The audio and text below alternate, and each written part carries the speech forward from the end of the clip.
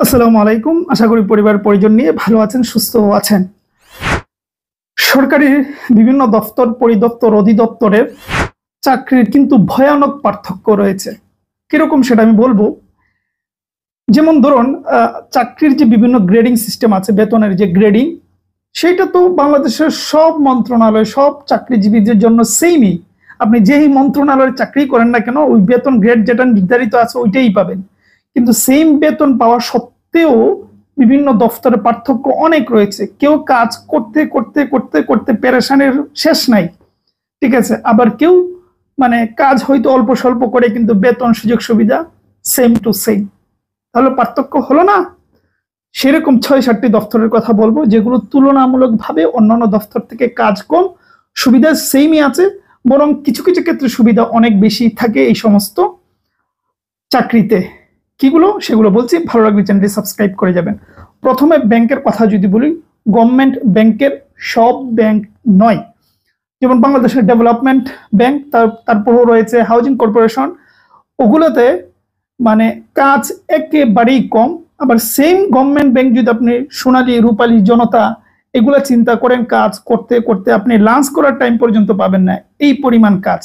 কিন্তু উল্টা থেকে আপনি যদি ডেভেলপমেন্ট ব্যাংকে জব করেন, একেবারে হাতে গোনা মানুষ আপনার ব্যাংকে আসবে এবং অপুরন্ত সময় আপনার হাতে থাকবে। যারা অনেকে বলেন না যে পড়াশোনার পাশাপাশি কি জবের পাশাপাশি পড়াশোনা করেন বা বিসিএস এর প্রস্তুতি অনেকেই নেন, তারা অন্য যে কোনো জায়গার থেকে এখানে সুযোগ একটু বেশি পাবেন পড়াশোনা করার, ঠিক আছে। বিশেষ করে যারা বিসিএস এর জন্য প্রস্তুতি নিতে চান, তাদের জন্য তো ভালো একটা জায়গা। তাহলে দেখেন, সেম তো আপনার মতনই অন্য সেম গ্রেডেরই অন্য ব্যাংকে অন্যরা কাজ করতেছে, কিন্তু আপনার একটু বাড়তি সুবিধা পাবেন। গেল ব্যাংকের বিষয়। ২ নম্বর আসেন পরিবেশ অধিদপ্তরের যে নিয়োগগুলো রয়েছে, বিশেষত জেলা ভিত্তিক বা বিভাগীয় ভিত্তিক যে পোস্টিং গুলো, ভাই এই পরিবেশ অধিদপ্তরের কাজ তো থাকবেই, না থাকলে তো এই মন্ত্রণালয় থাকার কথাই নয়, কাজ থাকবে। তুলনামূলকভাবে পরিবেশ অধিদপ্তরের একেবারে কম, জেলা পর্যায়ে তো একেবারেই কম। বিভাগে যেমন আমার একজন ফ্রেন্ড আছে, সে চাকরি করে বিভাগীয় অফিসে, কাজ একেবারে কম, আর জেলা লেভেলে গেলে আরো কম। সুতরাং সেম গ্রেডের বেতনে অন্যান্য দপ্তরে প্রচুর কাজ করতেছে, ঠিক আছে। তো সেই জায়গা থেকে ভালো। ৩ নম্বর আসেন বিনিয়োগ বোর্ড। বিনিয়োগ বোর্ডের কাজ আছে, ঠিক আছে, কিন্তু ওই অর্থে পাবলিকের সাথে কাজ কম। তো কিছুদিন আগে নিয়োগও দিল বিনিয়োগ বোর্ডের বিডার। সুতরাং ওই অর্থে অন্যান্য মন্ত্রণালয়ের তুলনা বিনিয়োগ বোর্ডে কাজ কম, যদি এখানে সুযোগ সুবিধা আছে অনেক, কিন্তু কাজ কম, ঠিক আছে। অনেকে এটা নিয়ে আবার বিতর্কিত করতে পারেন যে তাহলে কাজ নাই, বিনিয়োগের কাজ আছে, কিন্তু এর থেকে আরো অনেক বেশি কাজ আছে। অন্যান্য অনেক মন্ত্রণালয় রয়েছে, ফর এক্সাম্পল অর্থ মন্ত্রণালয়, এরকম কাজ রয়েছে বেশি, কিন্তু এখানে কাজ কম। ৪ নম্বর আসেন সময় ব্যয় অধিদপ্তরের। সময় ব্যয় অধিদপ্তরের কাজ অনেকটাই কম অন্যান্য মন্ত্রণালয়ের তুলনায়, কারণ সমবায় অধিদপ্তর যে কাজ করে সেই কাজগুলো অনেকটাই সমাজ সেবায় নিয়ে যায়, সমাজ সেবার কাজের মধ্যে পড়ে যায়। সুতরাং তাদের কাজ অন্যান্য মন্ত্রণালয়ের তুলনায় অনেকটাই কম। তারপর আসেন জীবন বীমা। এখানেও কাজ কম, কিন্তু সেম সুযোগ সুবিধা। অনেক ক্ষেত্রে আপনি এখানে সুযোগ সুবিধা বেশি পাবেন, কিন্তু কাজের প্রেশার কম।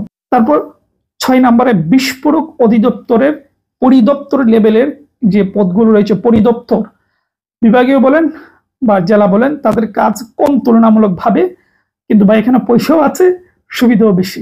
বিভিন্ন মানুষের লাইসেন্স টাইসেন্স নবায়ন করে, নতুন করে লাইসেন্স দেয়, এই সংক্রান্ত কাজে এই পরিদপ্তরের বেশি থাকে। বিস্ফোরকের তেলের লাইসেন্স টেস্ট তো তারাই দিয়ে থাকে, সুতরাং কাজ ওই অর্থে বেশি নয়, কিন্তু সুযোগ সুবিধা বেশি। ৭ নম্বরে বলবো যুব উন্নয়নের। যুব উন্নয়নেরও অনেক প্রজেক্ট তাদের থাকে, অনেক কিছুই থাকে, কিন্তু তারপরও অনেক মন্ত্রণালয়ের সাথে তুলনা করলে আমি দেখেছি তাদের কাজ কম এবং শান্তির জায়গা, পেরেশানি কম, প্যারা কম। এখানে অর্থনৈতিক সুবিধাও অন্যান্য তুলনার থেকে কিছুটা কম, কিন্তু তারপরও কাজ কম। আমার দৃষ্টিতে, আপাতত দৃষ্টিতে কয়েকটা দপ্তর পরিদপ্তর আমার কাছে চোখে পড়লো যে ওগুলোর কাজ তুলনামূলক কম। এই হলো বিষয়। আপনাদের যদি আরো জানা থাকে কমেন্ট করবেন। এটাই আর কি। ভালো থাকবেন, সুস্থ থাকবেন।